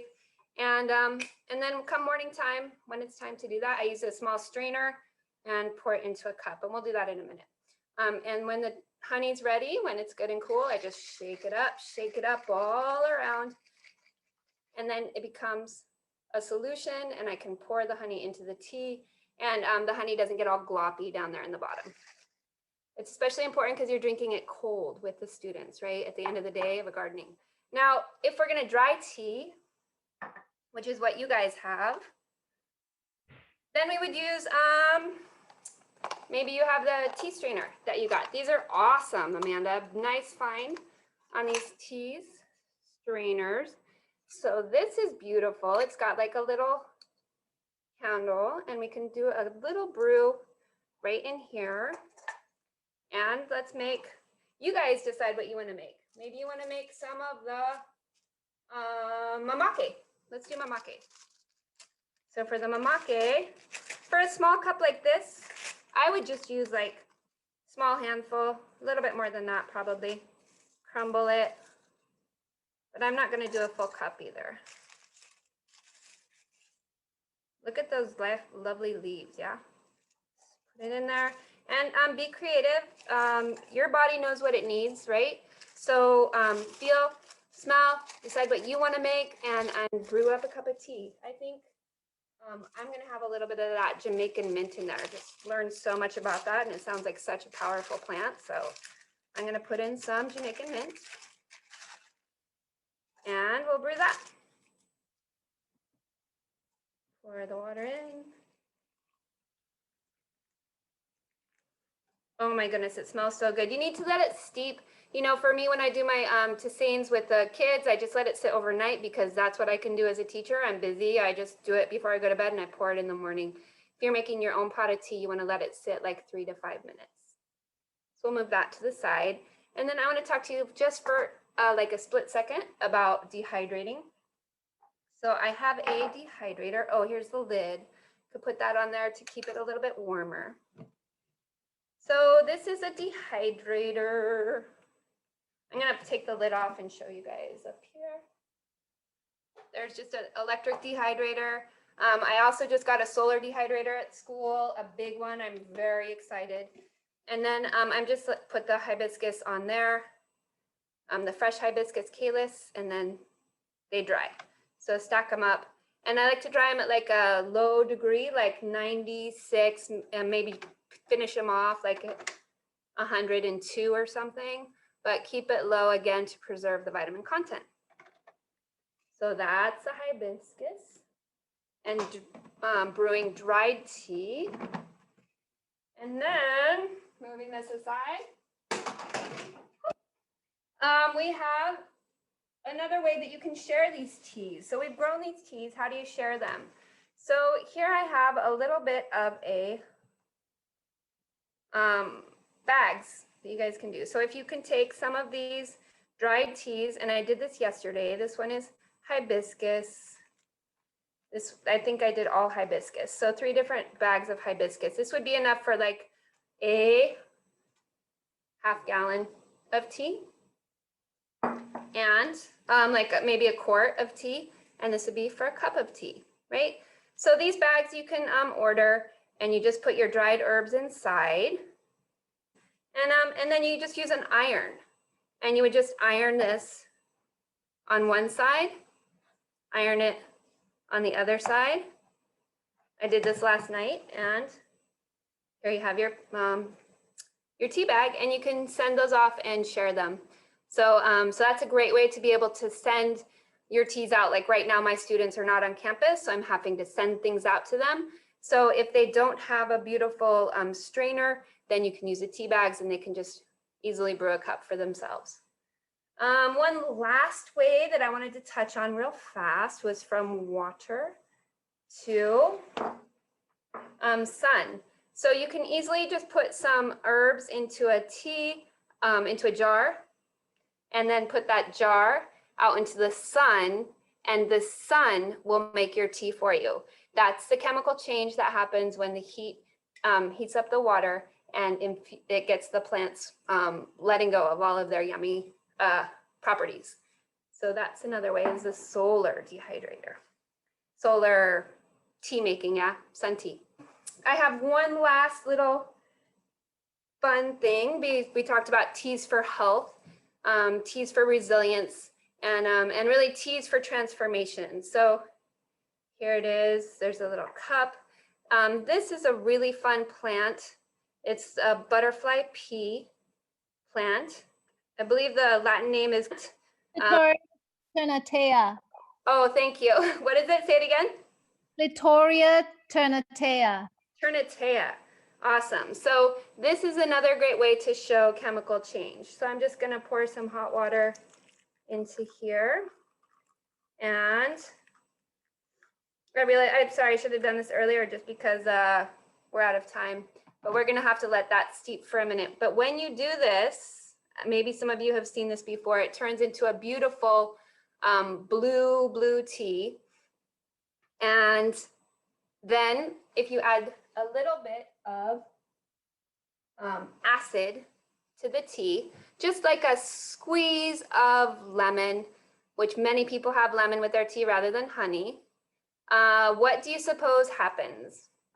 What's the chemical change for you, your chemists, that happen in here? And I'm going to check out the chat. Yay! It turns purple. That's what turns purple now. I mean, I should have brewed it beforehand. It's turning purple. And when I add the lemon to it after it's purple, if I add acid, it's going to change color and turn pink. So try it. See if you guys can grow a plant. I have a seed pod here. They're really beautiful little seed pods, and they grow on a beautiful arbor. It's a great plant to grow. And yeah, Mingwei had asked if I would close with a poem, and I did find a very good poem from Basho. It's a haiku. Monk sips morning tea. It's quiet. The chrysanthemums flowering. That's a nice, like, gentle close, but I really love tea, and I get super excited about it. It's been super important for my world. And so I'd like you guys to like stand up and shake it out a little bit. And we're going to close with a song, and then we'll have a cup of tea, and we'll jump back to Mingwei with her Olena. So we're closing my section with a little bit of a dance move. So you guys can do this. 1, 2, 3, 4, shoulders back. 2, 3, 4, look left. 1, 2, look right again. Ready? I love coffee. I love tea. I love the Java, Java and it loves me. Oh yeah, no coffee and tea. Java and me. A cup, a cup, a cup, a cup, a cup. Woo! Thank you. But if you can find this bag, it has a lot of lemongrass, and in it is that beautiful butterfly pea. If you look at it, you can see tiny blue dots.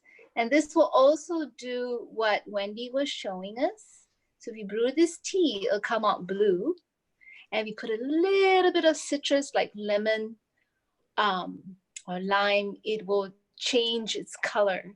So talk about a fun way for children to get medicine into their bodies. So very easy. Before Ren, can you start setting up and get ready? So again, we sent, I know this doesn't look like the strainer that we sent you. This is my Olena strainer because as it does stain it orange. So we have a dedicated Olena strainer. And basically you just strain your Olena through it. Luckily you guys got a powder, you know, so you might not need so much, but since I did it with the actual Olena in it, I will just strain it through. And then very, very, very, very important, you guys, make sure you have a crack of pepper. Okay. Oh, Ren, 1 second. Let me finish doing the pepper. Oh, Ren's already sharing his screen. But if you can see it, I don't know if you can see me, you can find me. But please make sure you have your crack of pepper in your Olena tea. It's really, really important to have the crack of pepper. Research is showing that just that little crack of pepper brings out the benefits of Olena tea by 100-fold. And then again, up to you. If you want to add some half and half, or those of you who are vegetarian, vegan, you can add some nut milk. Olena does need a little bit of fat for it to be transmuted into your body, to be embodied. So a little bit of some kind of milk or half and half. Don't forget your crack of pepper. And you can put that in there. And then like Wendy says, Wendy, this is not your honey, but this is my neighbor's honey, Kelly. Just a little touch of a sweetener really goes a long way. So a tiny bit of honey.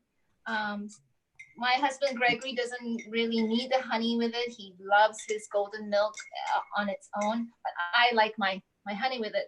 All right, guys, enjoy your golden milk. And now I'll turn the time over, if you can stay on, to Ren. Go ahead, Ren. Hey, everybody. So here we go. Got something going for everybody. Aloha, everyone. My name is Ren Bunker Kesters, and I'm a farmer and representative from Shaka Tea. And today I'm going to be talking a little bit about agribusiness here in Hawaii. Now, our motto as a company is to be the aloha you wish to see. Now, to us, aloha is an essence of being.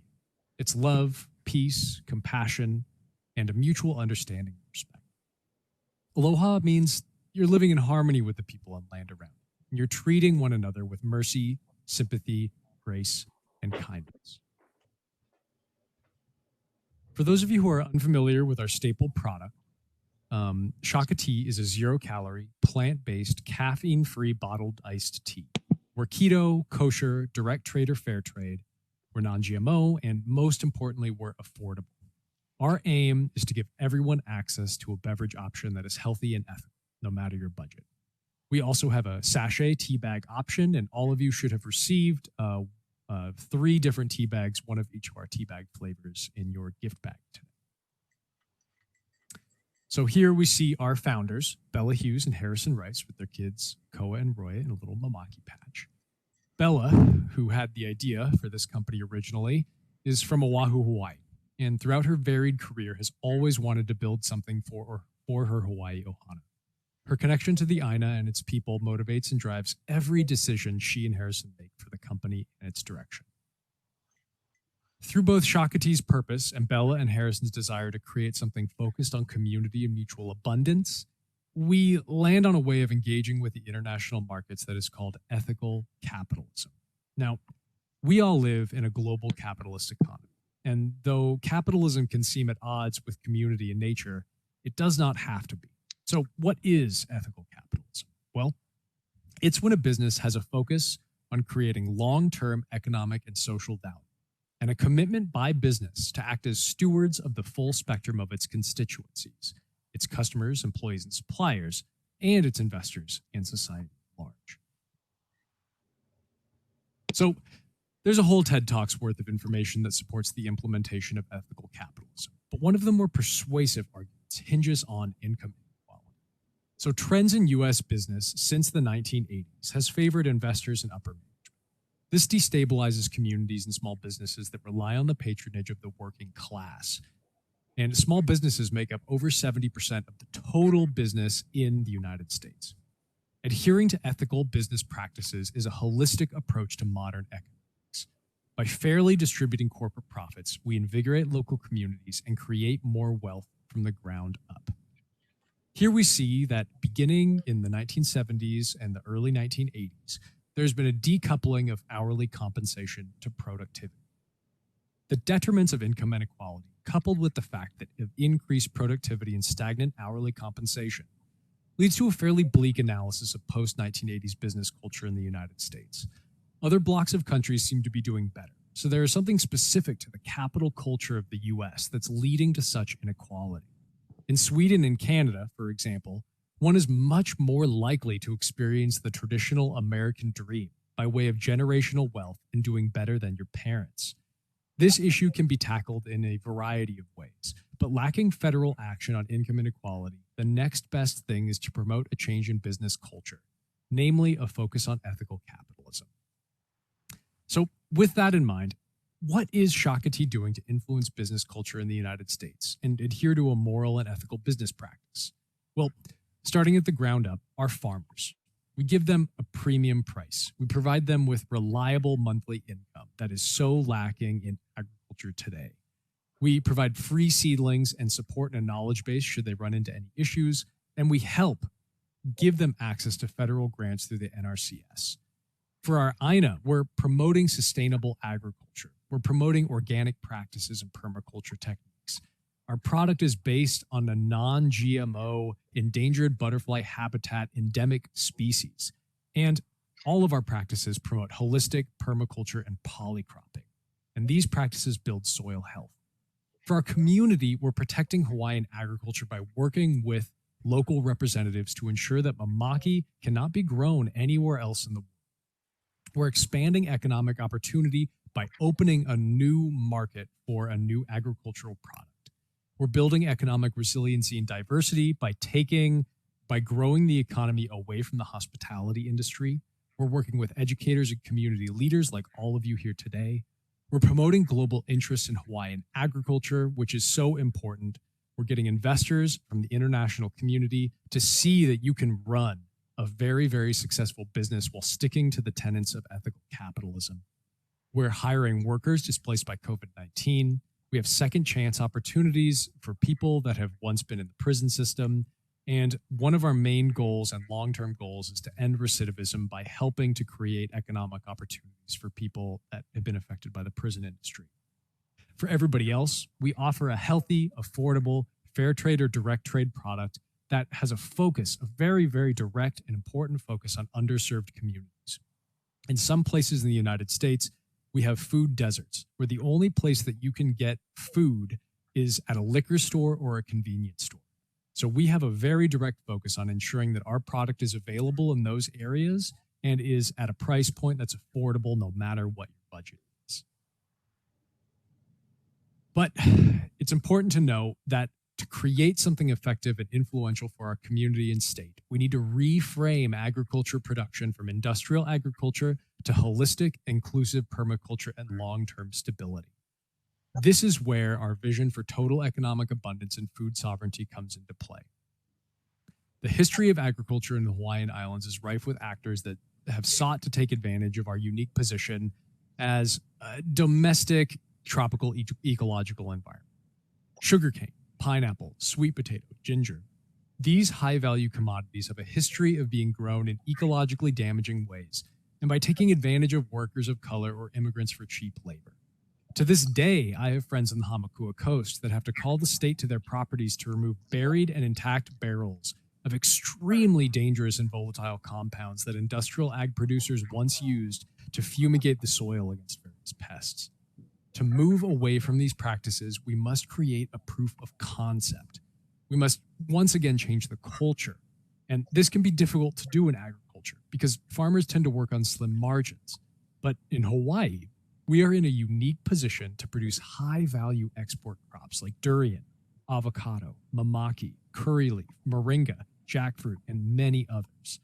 None of these products can be grown anywhere else in the domestic United States. And this is important, especially for something like curry leaf, as it should be used fresh and is impossible to source fresh from Asiatic countries where it's traditionally grown.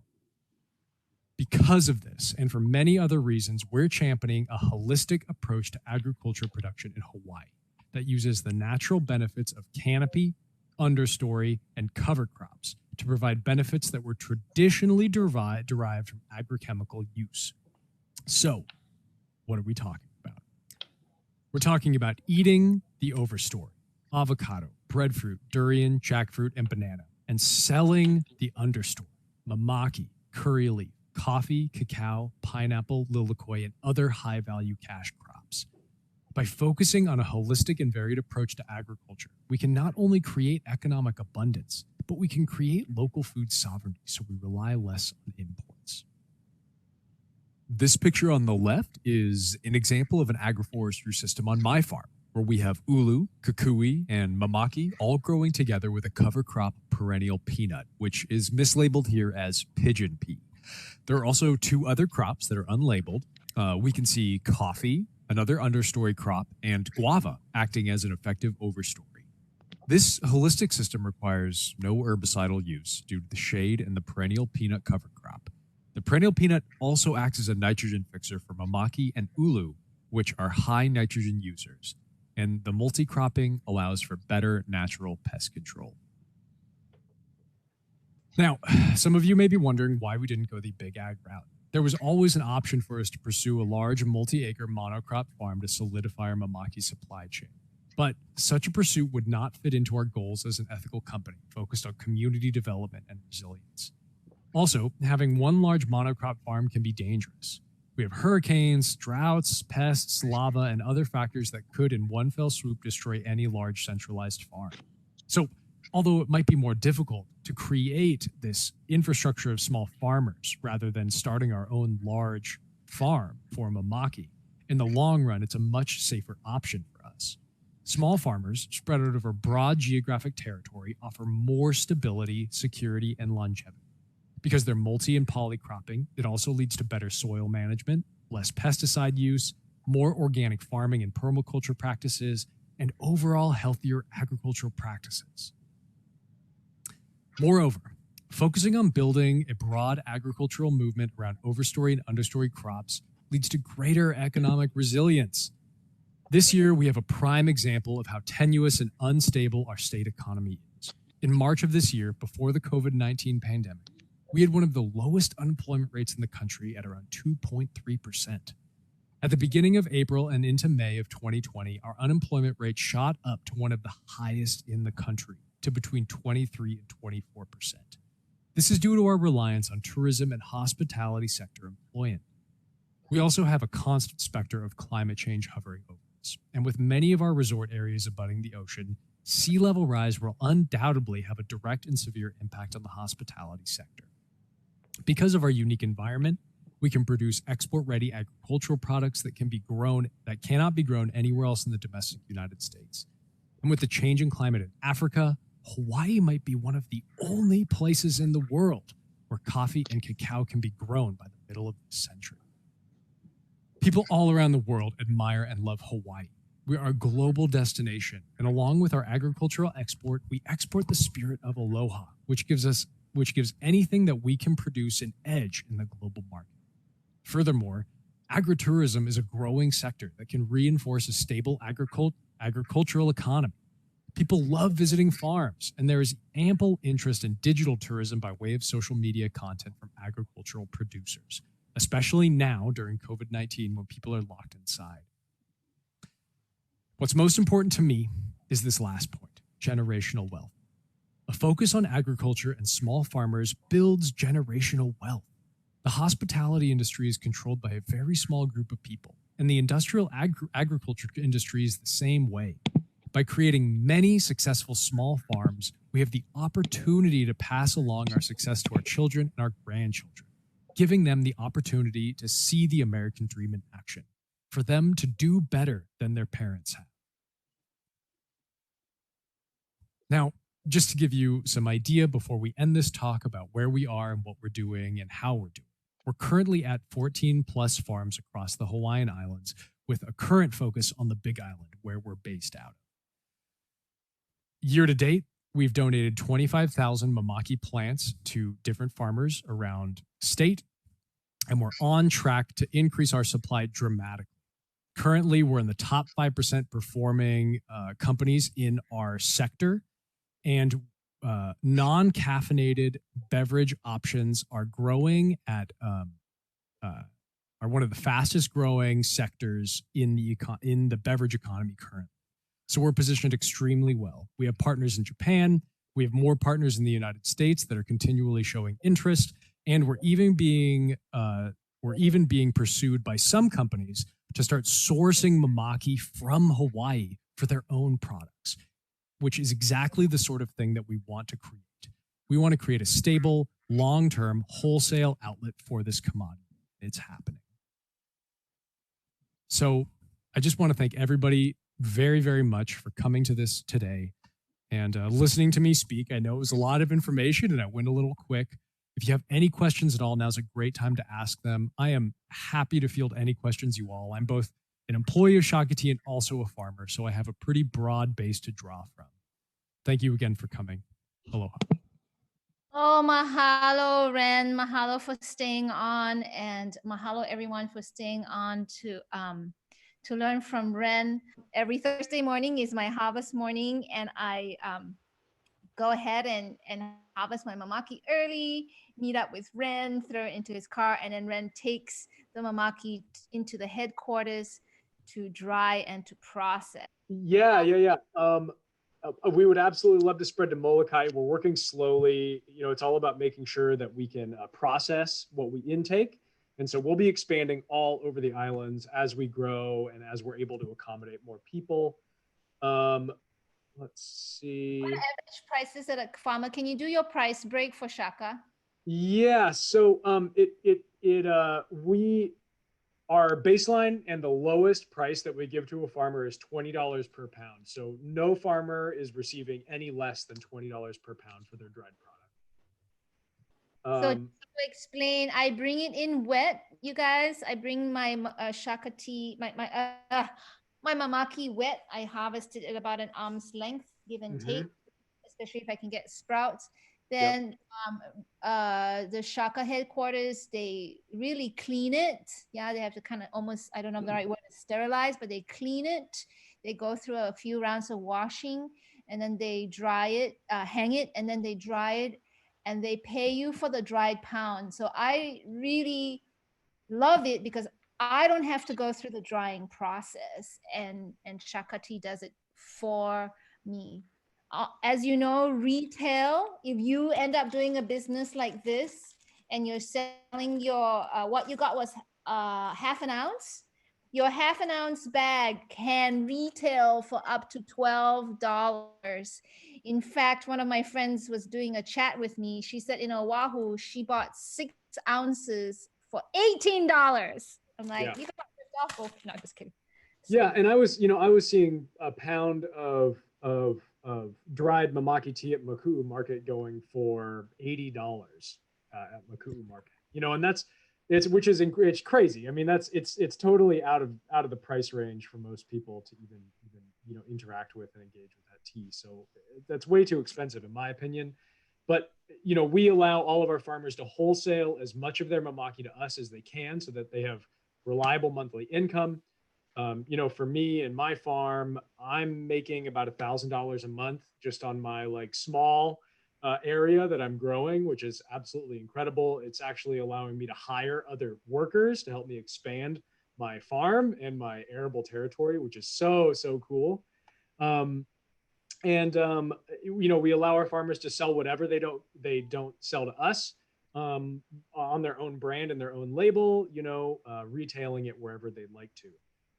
So if farmers want to dry it and sell it themselves, we have no issue with them doing that. Right. So again, I think we can officially end. We've gone over. So those of you who know, we began with protocol, so it's good for us to end with protocol. So before we go, once again, everybody, we really want to thank the County of Hawaii, the R&D department for sponsoring our webinars, as well as Shaka Tea for being a corporate sponsor. Ren didn't mention that all the teachers who came on at the beginning, they received free plants from Shaka Tea, sponsored by Shaka Tea, except Kauai. Kauai, we had to find a different way to get you your plants. And also the Atherton Family Foundation funded our Mamaki Ola curriculum. So we really want to thank our sponsors very much. So let's end with protocol. Uhola ia ka makalowala. Pu'ai ke alohala. Kukai ia ka halowala. Pavehi mai na lehua. Mai ka ho'oku ia ka halavaila. Mahalo e ke akua. Mahalo e na ka punala ea. Mahalo me ke alohala. Mahalo me ke alohala.